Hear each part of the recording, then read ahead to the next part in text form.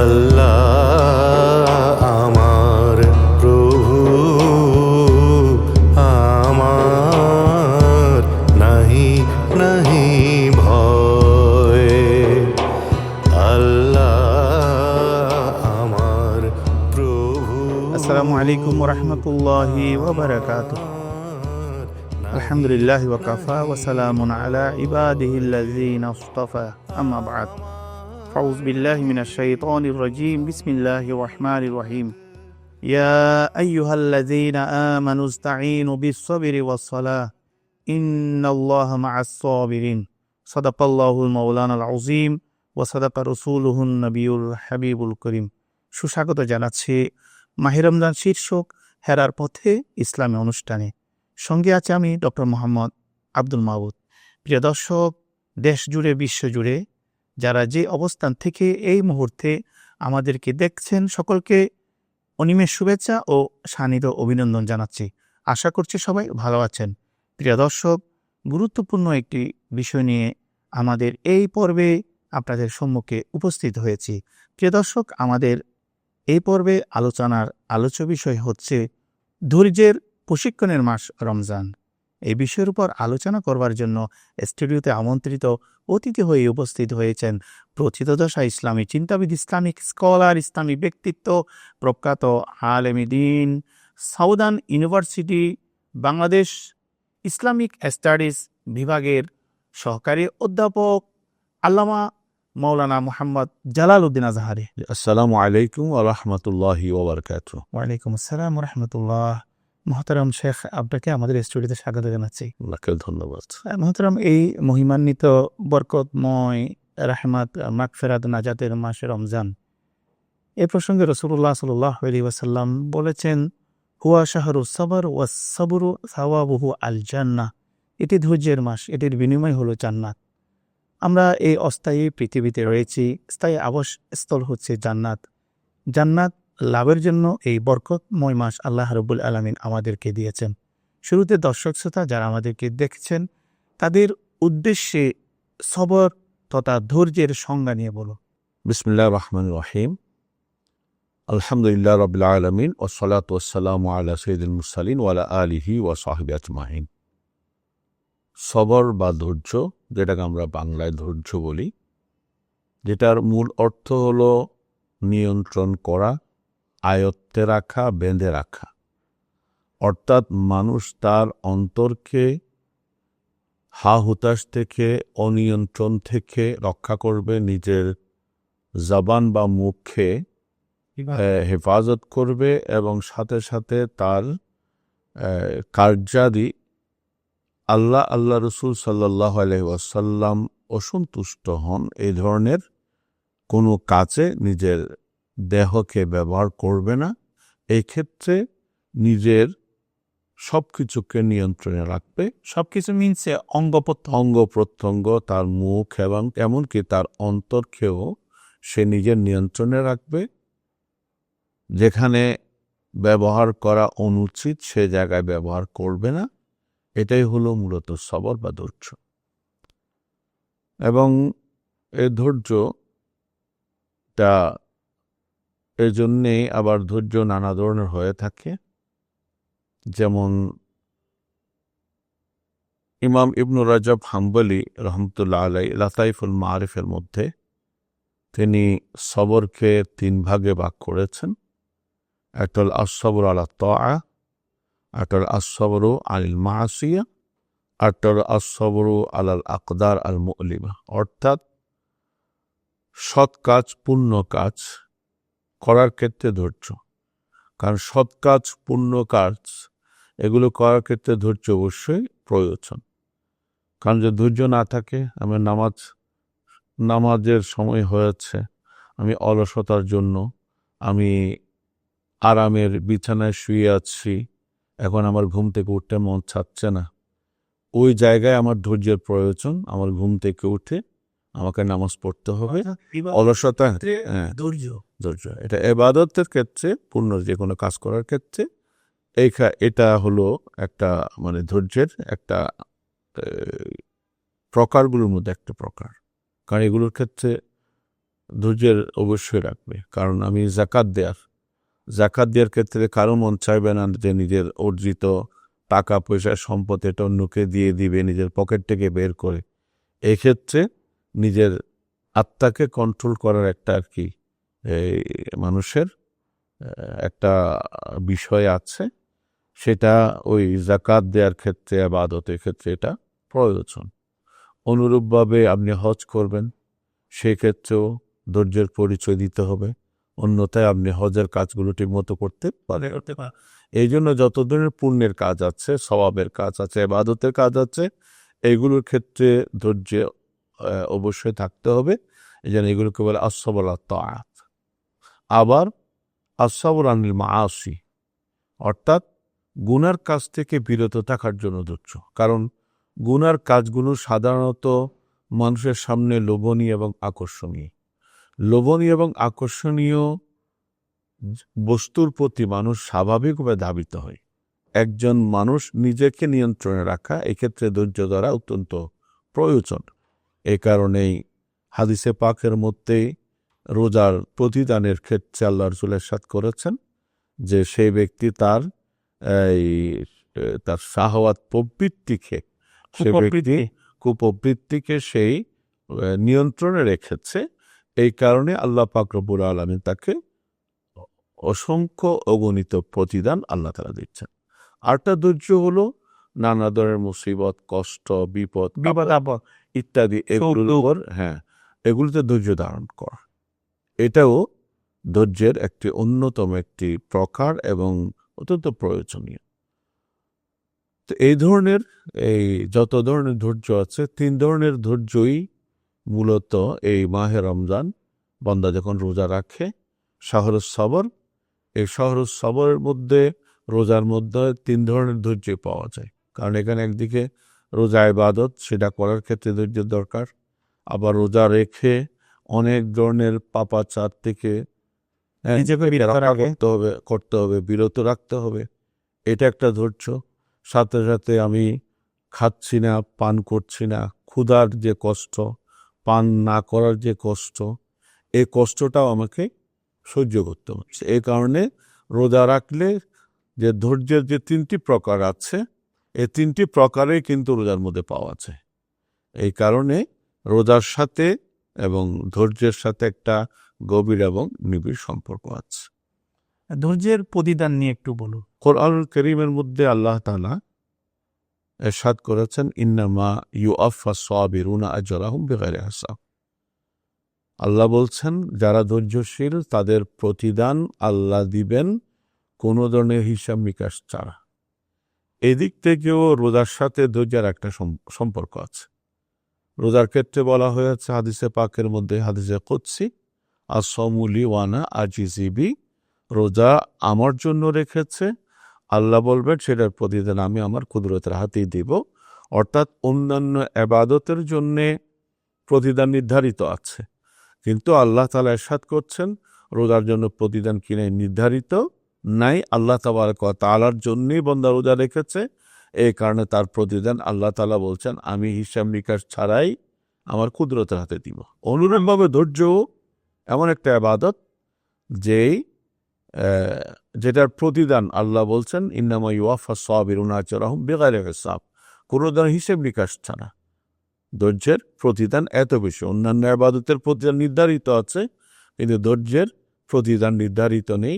আল্লাহ পাক রব্বুল আলামিন বান্দা যেভাবে যে ধৈর্য ধারণ করবে, সেই ধৈর্যের প্রতিদান আল্লাহ তাবারক ওয়া তাআলা বান্দাকে ওভাবেই দিবে। তো এই কারণে রোজার মাধ্যমে সওয়াব বৃদ্ধি পায়, প্রতিদান বৃদ্ধি পায়, আবার ধৈর্যের মাধ্যমে প্রতিদান বৃদ্ধি পায়। হিসাব নিকাশ ছাড়া আল্লাহ তাবারক ওয়া তাআলা প্রতিদান দিয়ে দেন। মহতারাম, আমরা ধৈর্যের প্রতিদান নিয়ে শুনছিলাম, তো আমাদের সময় হয়েছে বিজ্ঞাপন বিরতিতে যাওয়ার। ফিরে এসে আপনার কাছ থেকে আমরা আরও বিস্তারিত শুনব। প্রিয় দর্শক, সময় হয়েছে বিজ্ঞাপন বিরতিতে যাওয়া। ততক্ষণ আপনাদের প্রিয় ইসলাম অনুষ্ঠান হেরাকতের সাথেই থাকুন। لبيك اللهم لبيك لبيك لا شريك لك لبيك إن الحمد। দুই প্রমাণ গ্রুপের পক্ষ থেকে আপনাদেরকে আন্তরিক শুভেচ্ছা ও অভিনন্দন জানাচ্ছি। আমাদের এই দুই রহমান গ্রুপে যাত্রা শুরু হয় 2012 সাল থেকে। হজ, উমরা, টিকেট, ভিসা সকল সার্ভিসগুলো আমরা এই একই ছাতার নিচে দিচ্ছি। আপনাদের এই সেবাগুলো গ্রহণ করার জন্য আমাদের পরিবার, এই দুই রহমান পরিবারের সাথে আপনারা আস্থা রাখতে পারবেন, সেই প্রত্যাশা আপনাদের প্রতি রাখছি। আসসালামু আলাইকুম রহমতুল্লাহ। لبيك اللهم لبيك لبيك اللهم لبيك لبيك لا شريك لك لبيك إن الحمد।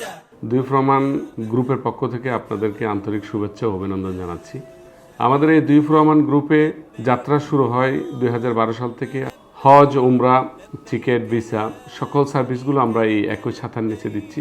আপনাদের এই সেবাগুলো গ্রহণ করার জন্য আমাদের পরিবার, এই দুই রহমান পরিবারের সাথে আপনারা আস্থা রাখতে পারবেন, সেই প্রত্যাশা আপনাদের প্রতি রাখছি। আসসালামু আলাইকুম রহমতুল্লাহ। لبيك اللهم لبيك। বিজ্ঞাপন বিরতির পর আবারও ফিরে আসলাম আপনাদের প্রিয় ইসলামী অনুষ্ঠান হেরার পথে, যেটি আপনি ধৈর্যের প্রতিদান নিয়ে বলছিলেন। যে ধৈর্যের প্রতিদান আল্লাহ তাবারক ওয়া তাআলা বলছেন, কোরআনের অন্য জায়গায় বলছেন ইন্নাল্লাহা মা'আস সাবিরিন। অন্যান্য ইবাদতের ক্ষেত্রে প্রতিদান নির্ধারিত, কিন্তু ধৈর্যের প্রতিদানের ক্ষেত্রে আল্লাহ বলছেন আমি ধৈর্যের শুধু প্রতিদান দিই না, যারা ধৈর্য ধারণ করে তাদেরকে আমার সান্নিধ্য এবং করবত দান করি। তো এই জন্য আল্লাহ তাআলার বললেন আমার সাথেই ধৈর্যশীলরা আছেন। তো এটা অনেক বড় একটা প্রতিদান, যা আল্লাহ পাক রব্বুল আলামিনের সাথে থাকা, এটার সকল প্রতিদানের মধ্যে সর্বশ্রেষ্ঠ প্রতিদান। তো সুতরাং ধৈর্য এটা আমাদের অবশ্যই চর্চা করা উচিত সেক্ষেত্রে, এবং কোনো ধরনের অবহেলা করা উচিত না। তাহলে ইনশাআল্লাহ তাবারক ওয়া তাআলা আমাদেরকে এর জন্য যথাযথ এবং উপযুক্ত প্রতিদান আল্লাহ আমাদেরকে দিবেন। মোহতারাম, এই যে রমজান হচ্ছে ধৈর্যের প্রশিক্ষণের মাস, কেন বলা হয়েছে এটা? আসলে মাহে রমজানে যদি আমরা দেখি, আমরা যতগুলো কাজ করি প্রায় সবগুলো কাজের মধ্যে একটা ধৈর্যের চর্চা আমরা করি, অনুশীলন আমরা করি। এমনিতে রমজান মাস, এটা আরবিতে রমাদুন শব্দ থেকে এটার উৎপত্তি। এর অর্থ হলো মানুষ যেভাবে, অর্থাৎ উত্তপ্ত বালির মাধ্যমে যেভাবে জ্বালিয়ে পুড়িয়ে ছাই করে দেওয়া হয়, অনুরূপভাবে এই রমজান মাসে মানুষ তার নফসে আম্মারাকে, কুপ্রবৃত্তিকে জ্বালিয়ে দিয়ে সে নিজেকে সে পরিশুদ্ধ এবং পরিমার্জিত করবে। এর জন্যে যতগুলো উপকরণের দরকার, সব ধরনের উপকরণ আল্লাহ তাবারক ওয়া তাআলা এই মাহে রমজান এবং রোজার মধ্যে দিয়েছে। এই কারণে শুধুমাত্র ধৈর্য ধারণ করার জন্য বলেছেন তাই নয়, বাস্তবিক পক্ষে যে কোন কোন ক্ষেত্রে মানুষকে ধৈর্য ধারণ করতে হবে। কারণ এমন কিছু ক্ষেত্র আছে যে ক্ষেত্রে সাধারণত মানুষ চাইলেও ধৈর্য ধারণ করতে পারে না। যেমন হাদিসে পাকের মধ্যে আছে, কেউ যদি তার সাথে কি করে ঝগড়া ফাসাদ করে, ওই সাব্বা ওয়া হাদুন আর সাথে ফালিয়াকুল ইন্নী ইমরিউন সাইম, কেউ তাকে রাগান্বিত করছে, গালিগালাজ করছে, এমন সময় স্বাভাবিক কোনো মানুষ ওই জায়গায় নিজেকে নিয়ন্ত্রণ করতে পারে না। আমাকে রাগান্বিত করছে, আমি কি রাগান্বিত না হয়ে চুপ থাকবো? কেউ যে আমাকে গালি দিচ্ছে সেই জায়গায় আমি চুপ থাকবো, এটা কঠিন। কিন্তু রাসূল করিম সাল্লাল্লাহু আলাইহি ওয়াসাল্লাম আমাদেরকে নির্দেশ দিয়েছেন যে তুমি ওই জায়গায় ধৈর্য ধারণ করো, তার সাথে তুমি ঝগড়া বিবাদে লিপ্ত হইও না, বরং তাকে বারবার এই কথা জানিয়ে দাও, ইন্নী সাইম, ইন্নী ইমরুন সাইম, ইন্নী ইমরুন সাইম। হাদিসে 3 বার আছে যে তাকে বলে দাও যে ভাই আমি রোজাদার, আমি রোজাদার, আমি রোজাদার, যে আমি রোজা রাখার কারণে রোজার সাথে এটা যায় না, রোজার পরিপন্থী, যে তোমার সাথে আমি ঝগড়া বিবাদে লিপ্ত হব, তোমার সাথে অশ্লীল কথাবার্তা বলবো, এটা রোজার সাথে যায় না, রোজার এটা উদ্দেশ্যের বিপরীত। এই কারণে সেই জায়গায় রাসূল করিম সাল্লাল্লাহু আলাইহি ওয়াসাল্লাম আমাদেরকে মানে ধৈর্যের শিক্ষা সেখানে দিয়েছে। মোহতারাম, আপনার আলোচনার মাধ্যমে একটা বিষয় জানতে পেরেছি বা দর্শক শ্রোতা শুনেছেন, সেটি হচ্ছে আমার প্রশ্ন জাগ্রত হয়েছে যে নিজেকে নিয়ন্ত্রণ করা, যে আসাদুল জেহাদ, জেহাদুল নফস, এই বিষয়ে যদি একটু বলতেন। এটা একটা হাদিস এবং বিশুদ্ধ হাদিসের মধ্যে আছে আসাদুল জেহাদি জেহাদুল হাওয়া। অন্য একটা হাদিসের মধ্যে আছে রসুল করিম সাল্লাল্লাহু আলাইহি ওয়াসাল্লাম তবুকের যুদ্ধ থেকে ফিরে আসলেন। তখন রসুল করিম সাল্লাল্লাহু আলাইহি ওয়াসাল্লাম ইরশাদ করেছেন, রাজানা মিনাল জেহাদিল আসগারে ইলাল জেহাদিল আকবর, যে আমরা ছোট জেহাদ থেকে বড় জেহাদি থেকে ফিরে এসেছি। অর্থাৎ যুদ্ধের ময়দানে হাতে অস্ত্র তুলে নিয়ে যুদ্ধ করা এটাও জেহাদ, কিন্তু এটাকে হাদিসের মধ্যে ছোট জেহাদ বলা হয়েছে। বড় জেহাদ বলা হয়েছে নিজের নফসের বিরুদ্ধে, নিজের এই নফসের যেই চাহিদা তার বিরুদ্ধে নিজেকে কঠোর থাকা, নিজেকে নিয়ন্ত্রণে রাখা, সেটাকে হাদিসে পাকের মধ্যে জেহাদে আকবর বলা হয়েছে। কারণ এটা খুব কঠিন। কারণ মানুষ হয়তো যুদ্ধের ময়দানে গিয়ে তার অনেক সময় বীরত্ব দেখানোর জন্য, অনেক সময় সেই নিজেকে অন্যের উপর শ্রেষ্ঠত্বে আসনে আসীন করার জন্য নানা কারণে হয়তো যুদ্ধের প্রতিশোধ নেওয়ার জন্য, অথবা সেই কোনো কারণে সেই প্রচুর রাগান্বিত তার রাগকে বশীভূত করার জন্য নানা কারণে মানুষ হয়তো অনেক সময় অস্ত্র হাতে তুলে নেয়। কিন্তু এই সবর এবং যে ধৈর্য হাওয়া নিজের নফসের বিরুদ্ধে যে যুদ্ধ, সেটার ক্ষেত্রে সেটা মানুষ গোপনেও করতে হয়, প্রকাশ্যে করতে হয়। কিছু কাজ আছে মানুষ প্রকাশ্যে করে, গোপনে করে না। কিন্তু গোপনে যদি সে কাজ যদি না করে, গোপনে যদি সে নিজেকে কন্ট্রোল রাখতে না পারে, নিজেকে নিয়ন্ত্রণ রাখতে না পারে, তাহলে এটা কিন্তু তার নফসের বিরুদ্ধে জেহাদ হবে না। এবং গোপনে মানুষ সাধারণত একজন মানুষ অপরাধ করলেও অপরাধী সেই অনেক সময় চিন্তা করে যে আমার অপরাধীটা কেউ না দেখুক, গোপনে করার চেষ্টা করে। এই কারণে সাধারণত মানুষ গোপনেই এই নানা ধরনের অপরাধে লিপ্ত হয়। আর হাওয়া বা নফসের বিরুদ্ধে যে জেহাদ, সেই জেহাদটা হলো আমার গোপনেও, সেটা আমাকে কি শুধু বাইরে প্রকাশ্যে শুধু এই জেহাদে নিজেকে অংশগ্রহণ করলে হবে না, আমাকে সেখানে গোপনেও সেই জেহাদে অংশগ্রহণ করতে হবে। এবং এটাও যে সবর বা ধৈর্য, সেখানে যে ধরনের কথাগুলো উল্লেখ করা হয়েছে, এগুলোর সাথে এটার সাথে একটা গভীর এবং নিবিড় সম্পর্ক আছে।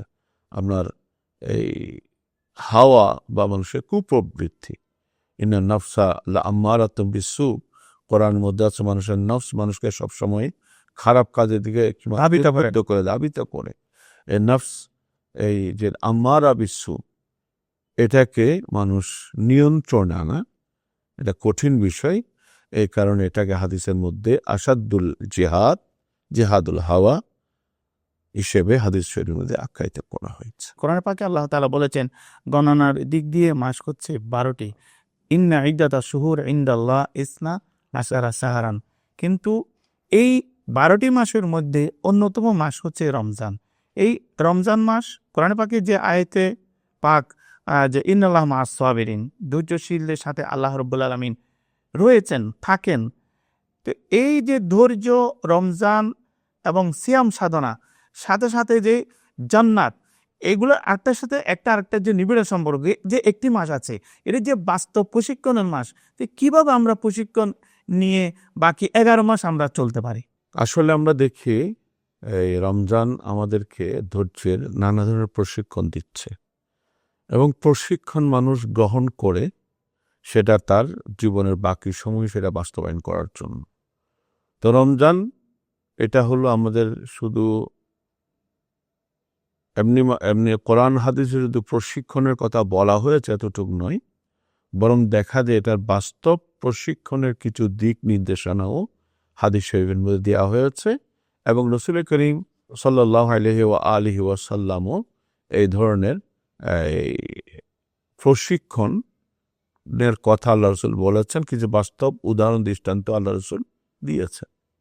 যেমন হাদিসে পাকের মধ্যে আছে যে কেউ যে গীবত করে, কেউ যদি গীবত পরনিন্দা বা গীবত পরচর্চা এগুলো করে, একটা হাদিসের মধ্যে আছে সে ব্যক্তির রোজা চলে গেছে। যদিও বা ফোকাই কেন বলেছে রোজা ভাঙ্গেনি, কিন্তু রোজার যে মূল উদ্দেশ্য, রোজা রাখার যে মূল উপকারিতা, সেটা থেকে সে ব্যক্তি বঞ্চিত হলো।